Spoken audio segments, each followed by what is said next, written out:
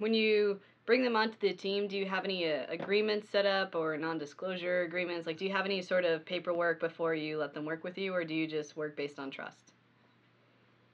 No, one of the things that I was taught pretty young is that contracts aren't a bad thing. They're a way to protect friendships and not murder each other.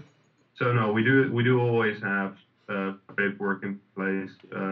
We aren't too worried about non-disclosure agreements because we are basically pretty open, and we don't think we would be able to actually litigate against that if somebody broke it. Would be such pretty big waste of time and money on our behalf to do NDAs.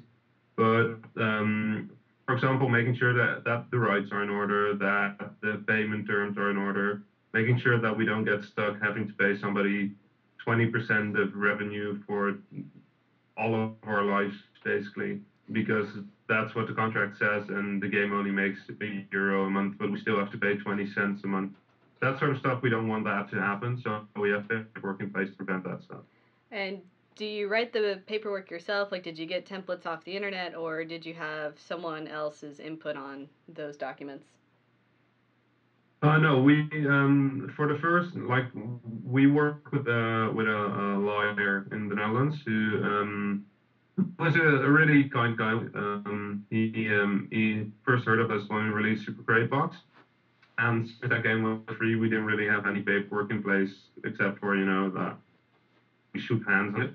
But then for later projects, we kind of had to have stuff in place because we were starting to work with people internationally and people we hadn't met personally.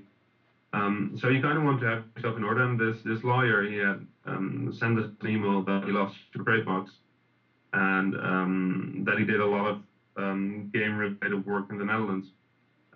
So basically, we got in touch with him and kind of explained what we needed, and he set up some basic contracts that we could sort of, like, within reason, we could sort of modify them and they would still work. So we have a basic agreement for freelancers. Um, we have a basic agreement for working together with another company on a project, and we have a third agreement between me and JW for the company.